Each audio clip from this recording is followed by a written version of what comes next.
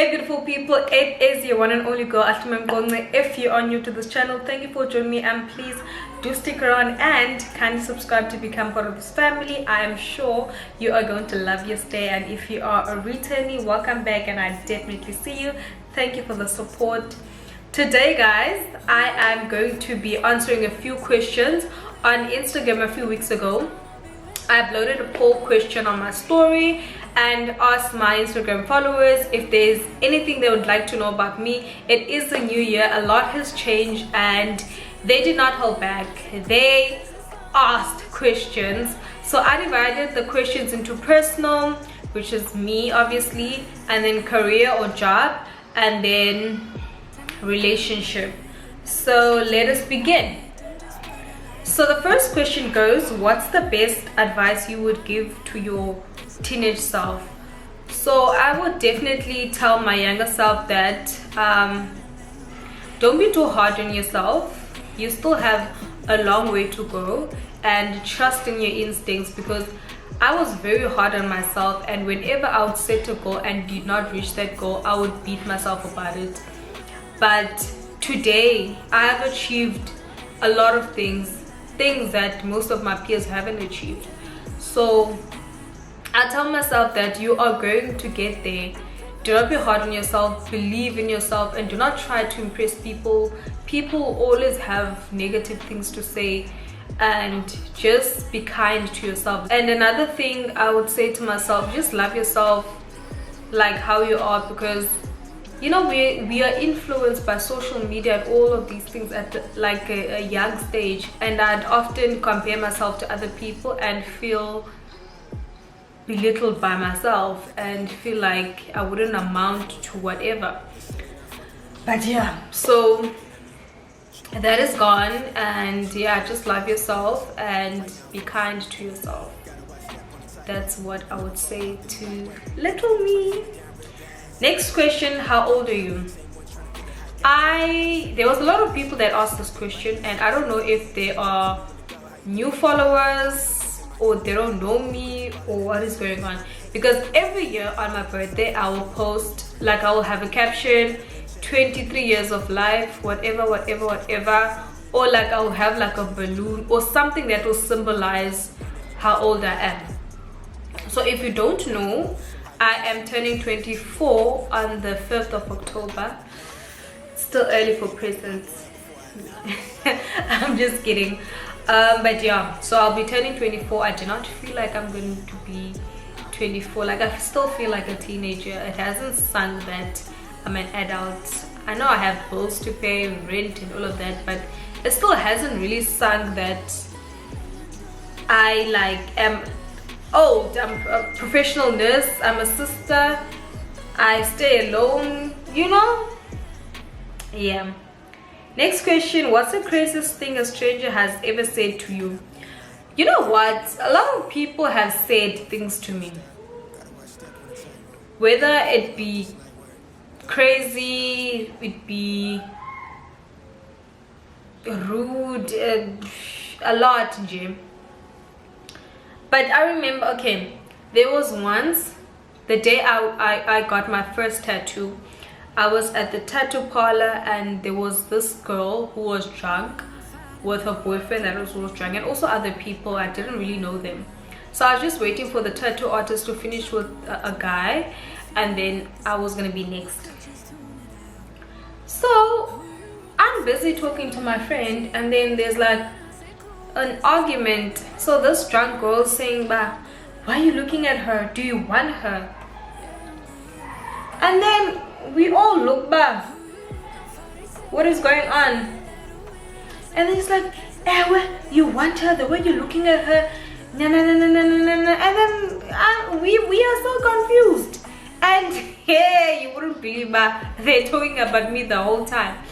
So apparently the boyfriend was looking at me, like staring at me. I didn't notice because I was busy with my friend, but she noticed. And then the guy wasn't really saying anything, like he was just looking at her. He was drunk, and then she was going on, and she looked at me and she was like, "And when are you only beautiful because you're light skinned?" The audacity. Why is she coming at me? And in my head I was like, should I give her peace of my mind or should I just keep quiet? But then I was like, nah man, just disrespectful. Like, why is she coming at me? Because I didn't say anything. I didn't even know Uti, the boyfriend, was looking at me. So I just looked at her. I'm like, girl, I would take your man just now if I wanted him. And even with this complexion, I still look way beautiful than you are. And even if I was dark, I'd still look beautiful than how you look. So please, leave me out of this. Because if I want him, I'll take him just now. And you'll do nothing about that. And then she was angry, busy shouting. And I was like, yo, I do not have this. Like, that's literally what I said. And then I was like, I'm not gonna respond, because she kept on bickering. And I was like, no, I'm not here for that. And the tattoo parlor kicked her out. And I was like, thank you, because I am here for my first tattoo. I just want this to be the best experience. I don't care about pictures, please. And my tattoo came out so nice. So that's the craziest thing that had happened. What is your most consistent source of daily joy? Consistent joy would be my mom. Not sure about daily, but it would be my mom. Because one thing about mothers, you know, I feel like they can sense it when you're not feeling well, and then they will just do something that will make you feel happy. Like my mom and I are weird. We like having sticker fights. So like she'll say something weird and then like I'll send a sticker and then we'll continue. If maybe like I throw something at, like the sticker will throw something at another person on the sticker, and then she'll take out a gun, and then, you know, those type of fights, sticker fights, like we always have that. And I'll always like end up laughing, or she'll remind me of something I did like years ago, and then I'll like start laughing. She is my consistent source of joy. And then gym also is my source of joy, because when I'm feeling down, or even if I'm feeling happy, whatever mood I'm in, I go to the gym. When I come back, I will forget about however I was feeling, and I'll just be happy. I'll start dancing, listening to music and all of that. Yeah. Next question. What's the weirdest or the most realistic dream you've had? A week ago, funny enough, I had a dream I was at work. And I was the sister in charge, like the professional nurse. Now I was the sister in charge.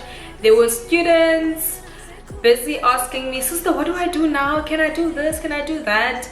And even the nurses were like waiting on me to delegate what they should do. And I was like I was just sitting there and looking at everything happen. And I was like, is this really me? Like, I'm really here. Like, it's happening. Because even as a community service, yes, you still are a sister, you are in charge, but there is a supervisor. Like, you do have a supervisor. There's a sister who is in charge, so she will still delegate and show you things around. But now I was that person that was showing people what to do. I was delegating. So it was like so surreal, and I was like, what? In a few weeks this is honestly gonna be me. Like, you know. Yeah, so I'm ready. Let's bring it on. Next question. What's a small habit that you do that significantly changed your life? A small habit that changed my life would be being consistent at the gym. Could that be considered as a habit? I'm not sure, but that significantly changed my life, because I do not have much friends. I think I have less than 5 friends, and if I didn't go to the gym, I'd be the most depressed person in this world, because a lot has happened in my life, a lot of good and a lot of bad. And within these moments, I never really had like a friend to speak to about things that were happening in my life, whether it be good or bad. If those things were good, I never had someone to celebrate them with, and if they were bad, I never had someone to talk to other than my mom. So yes, and then I would just go to the gym and just forget about what is happening. And going to the gym really made me happy. Like for me, gym is therapy, as I always say. Whether I'm happy, sad, whatever, that's my happy place. That's where I feel more alive. I feel like myself. Yeah. What's something you're so good at that you would teach it to someone else? That's an interesting question. I'm good at saving money. I am damn good at saving money. I told myself last year that immediately when I start working, that very first month, I am saving this amount of money until I finish with my ComServe. And believe you me, that is what I did, and I did even more. I saved so much money. I was even shocked. Like even when I look at my account and I'm like, this is the money that I have? What?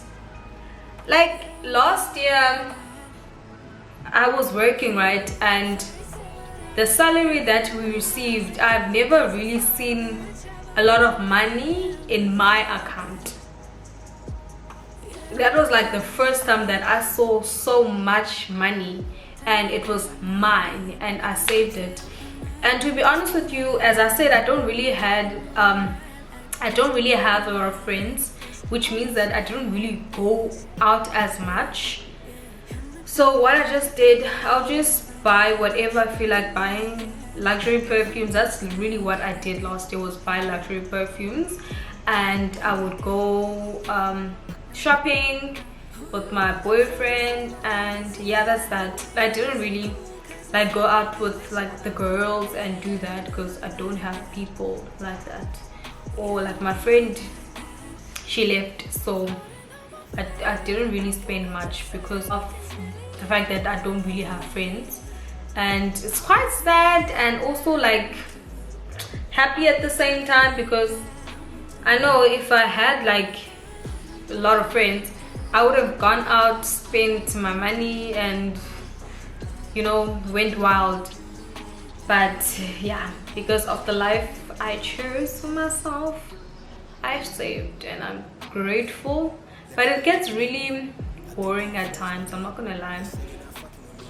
Like my boyfriend has so many friends, and sometimes I envy like the type of friendship he has with his friends, because they've been friends for like more than what, 17-15 years if I'm not mistaken. And I never had that before with someone. Yeah, so I honestly wish that I had like, I do have like best friends, right, but we don't see each other because we live in different places, and also we are working, right, so we don't really see each other as much. So I just wish I had like someone whom I'd see almost like every week. We go out, we talk, we have like sleep-ins and all of that. Like I honestly wish I had that, but maybe one day I will have a person like that. Anyway, why am I being emotional? What do you consider a red flag in a relationship? There's a lot, but one thing is when your boyfriend wants to be friends with your friends.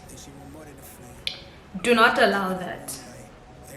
Do not allow that. Your friends should be your friends and not your partners. And even his friends shouldn't be your friends.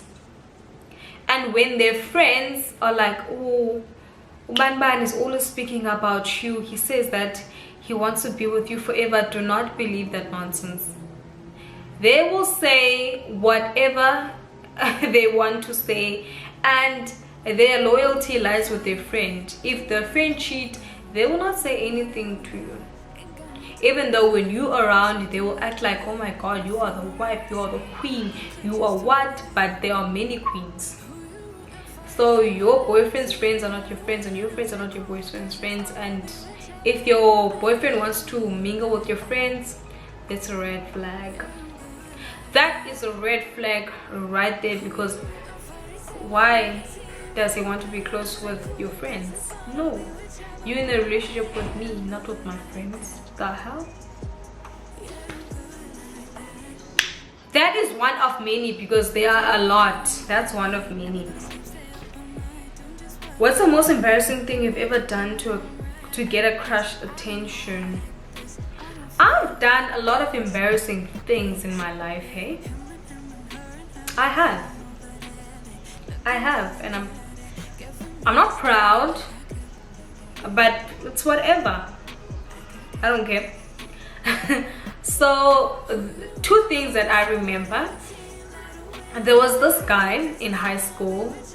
We always met same place, same time, every day, every morning we met same time, at the same time. I don't know how it happened, but it just happened.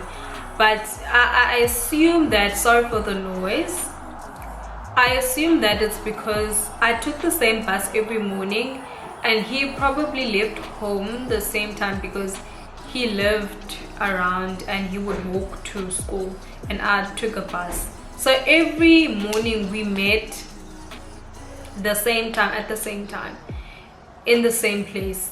So it would be so weird, because before I'd see him, I would get this feeling, this strange feeling, and then I knew that, okay, he's around the corner, he's coming.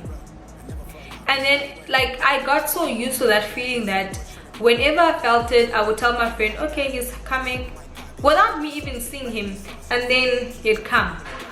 So this day I got this feeling, and I was like, I'm gonna call his name. And then I got that feeling, and I was like, and then he came, and then he looked, and I started running. So that was embarrassing, because he saw me. And then after that day, whenever he saw me, he just waved, and I'd wave back, and the rest is history. And then also this one time at the gym, not the current gym, UWC, I was doing my second year, so that was 2018.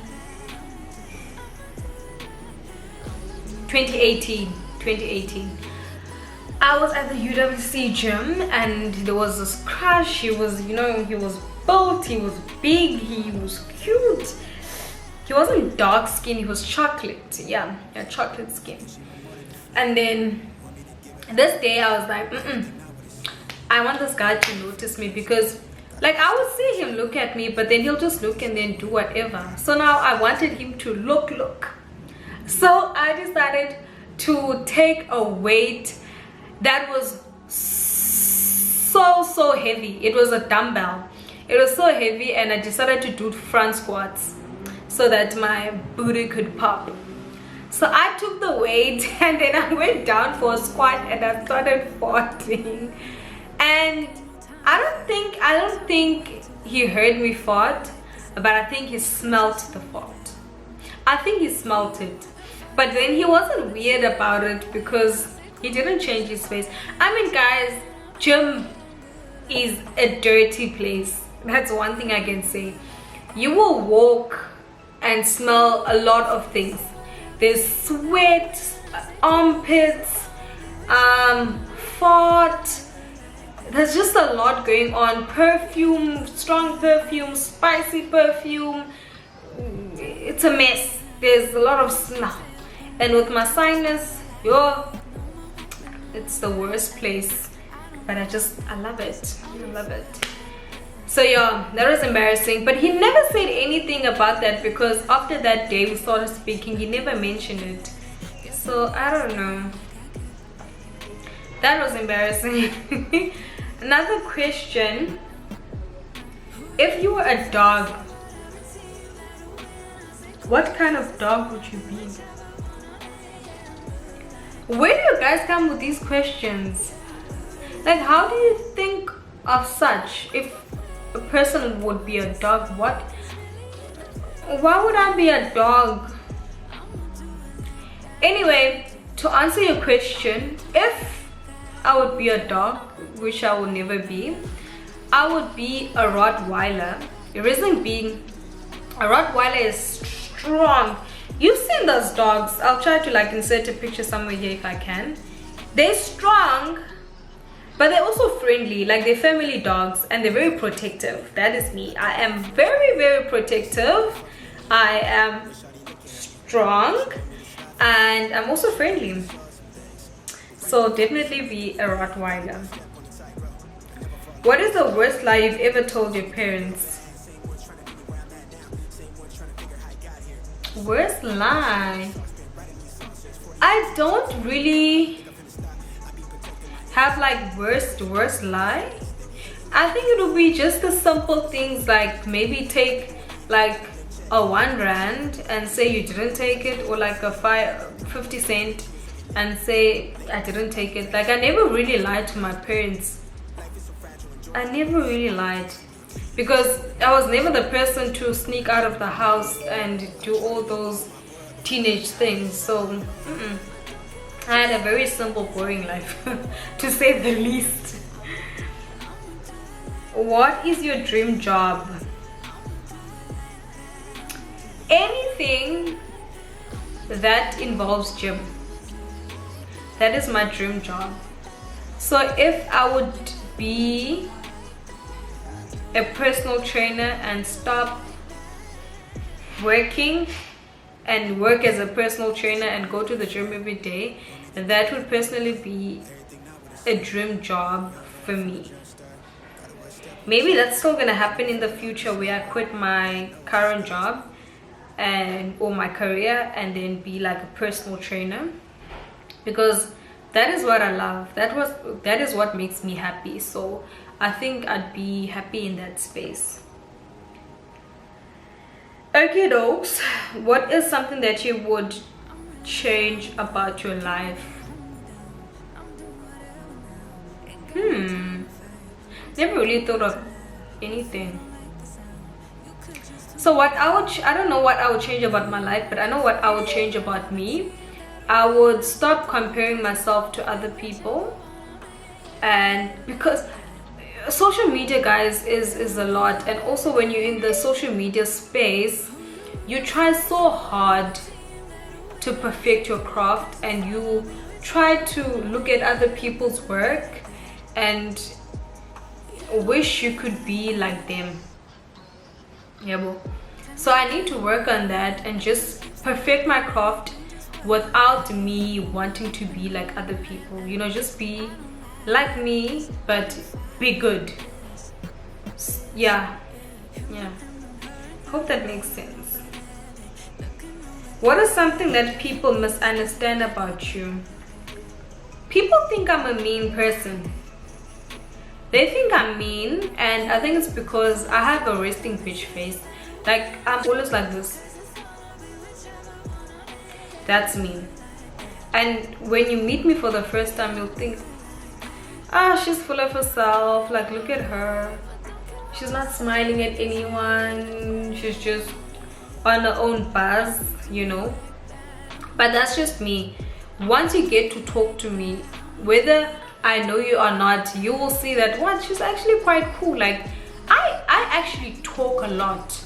Like, I talk a lot, especially when someone is interested in the conversation.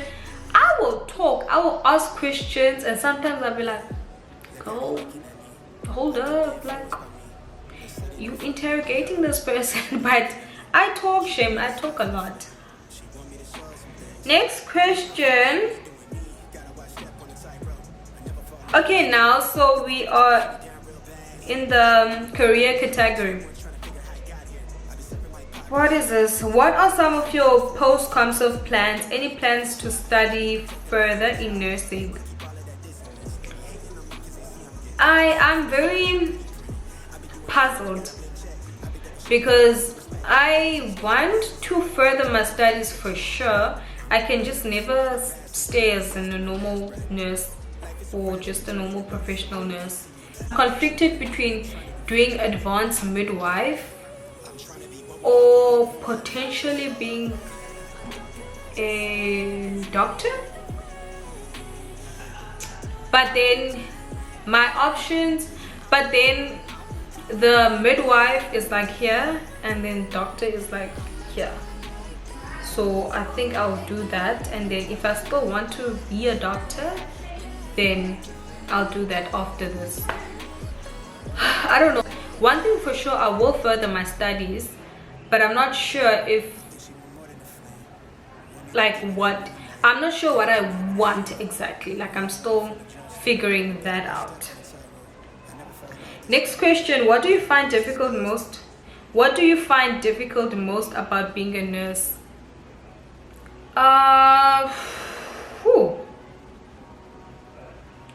There's a lot. Working with people in general is difficult because you need to think, you're responsible for people's lives. You're responsible for the woman's life. You're also responsible for the baby's life. So it's quite difficult and challenging to work with people. But I must say that working in Mowbray, there's a lot of teamwork, collaboration, so you don't really feel alone as such. Yeah. Another difficult thing is that we're always short-staffed, so now you end up doing double work because you are doing someone else's work because they're not here, so that also becomes a problem. Describe a time you faced a crisis at work. I have there were so many, but okay, the one that really stands out is when I was working with the sister, and then we were working in first stage, where you monitor the baby, how the baby is doing, all of that before the baby is delivered. So where the baby labor is second stage, I was working in first stage. First stage, we don't deliver. We don't have the equipment to deliver the babies. Yes, we are midwives. We can deliver, but we don't in that place because there's a lot of mothers pregnant. So then labor ward was busy, so we couldn't transfer our patients to labor ward. And what else happened? And there was also this doctor who is new, so that was also a problem. So yeah, there was this lady that was receiving medicine to contract so labor can start, and then it happened quickly that okay, she was going into labor, and I was still busy giving out medication, and then this lady was like, I need to do number 2. So I told her, no, we just gave you medication. When you give them medication, they have to be on the machine because we need to monitor the baby. They can't move and go to places. So I just asked, okay, please keep it in. I know it's going to be hard, but can you please just keep it in? And then she was like, no sister, I can't. And she was like restless and all of that. So I was like, you know what, I'm just going to focus on the other patients for now, because if I entertain her, it's going to be like a long process. Yes, I'm going to keep her like at the back of my mind, but I need to do other things. And then she was like, sister, the baby's coming out. So I rushed to see what is happening. And when I looked, the baby's head is here. Bear in mind, we don't have the equipment. So I shouted at the sister who's in charge, sister, the baby's coming. I don't have gloves. Okay guys, my battery is low, so I'm gonna try to speed up the story. So I called her to come and assist me because I haven't delivered a baby since what, 3rd year at that time, and this was like my 5th year. So in 2 years I haven't delivered a baby. So yeah, I was under pressure, and the head is here, and I was like, what must I do? I looked, sister's gone, the doctors are gone, there were doctors there, doctors are gone, I'm the only one. So I was like, you know what, I need to get this baby out. I'm gonna do whatever I can. So I wore gloves, delivered the baby on the bed. There was no delivery packs. The lady tore because she was pushing with every contraction. She tore. Luckily the baby cried immediately, so baby was fine. I was happy. Put the mother, like, listen, when that baby was crowning, I remembered everything I learned as a student, how to rotate the baby, how to feel for the cord, everything, like everything, just it was fresh. I remembered. Cool. I looked for the sister, like I couldn't find her. And then I was like, okay, this lady tore. And then sister came with delivery packs. I'm done delivering the baby. Baby's out. There's no need for that. And then I asked her, sister, can you suture this patient? And then she was like, no, that patient is yours. And I was so confused. I asked her, what do you mean this patient is mine? And then she just left me like that. And this was at 7 when the next shift comes, 7 at night when the other shift is supposed to come. And it's still a mess. She decided to go and write the daily interim and not help me, because that was an emergency. What she was doing could have been done by the other shift. Anyway, I went to labor ward, went to call a sister there to come and listen. I went to another ward to call for a sister to come and help me with the suture while there's a sister that I'm working with. And then that sister came, she sutured, everything was fine. Then I asked her to help me with the paperwork because I haven't worked in labor ward. I do not know the paperwork. She did not want to help me. The night shift came to my rescue. They helped me with the paperwork. They showed me how to do things. And then they were like, you know what? You don't even have to hand over the patients, because I still had to hand over the patient. They were like, no, you don't have to do that. We'll read for ourselves. You can just go home. I left there around 7:15. And I was mad. I was mad. And that was the weekend. And during the weekend, the OM wasn't working. The operational manager who's in charge of the ward, she wasn't working, because I told myself, listen, early in the morning I was going to go tell the OM, but she wasn't there. So I had to tell the OM when I was working again, which was Wednesday. So this happened on Friday, and then I told the OM on Wednesday. I told her everything that happened, and I told her that I did not like what she did. The sister I was working with, I didn't like that. It was unprofessional. She should never do that. She made me feel uneasy, and no, I never want to be in that situation again. And then the sister apologized. So that is one of many things that have happened. Ooh, okay.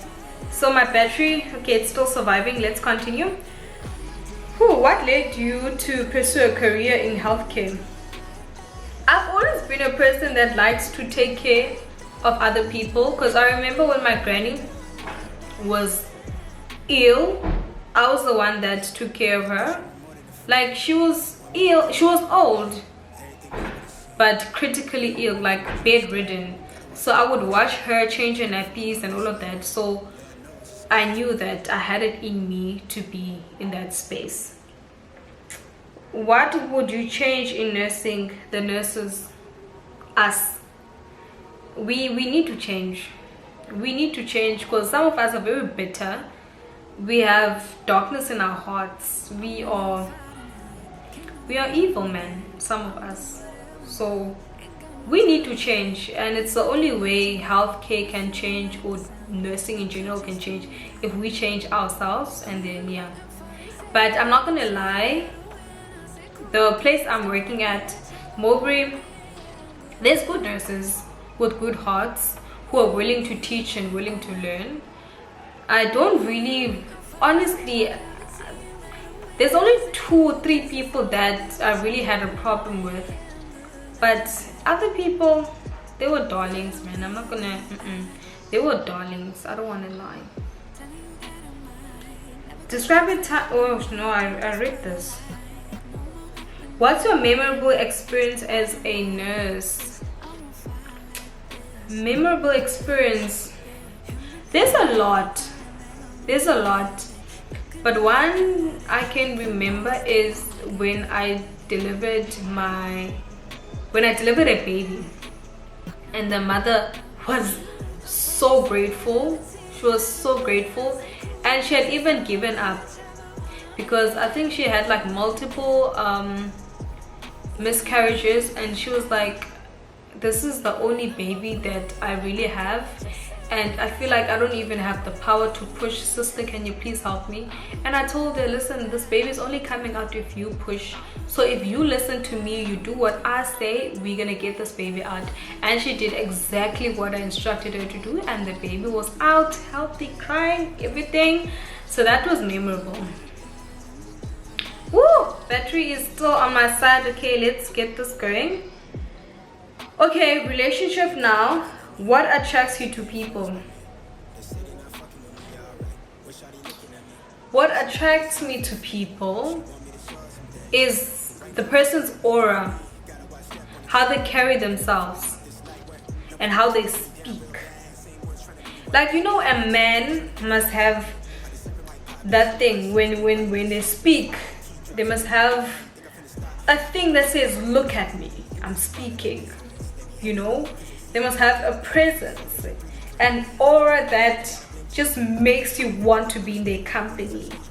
That more flights next year's looking lit. I'm laid up in somebody's grass. I'm burning the gas to my last breath. Life is so fragile, enjoy.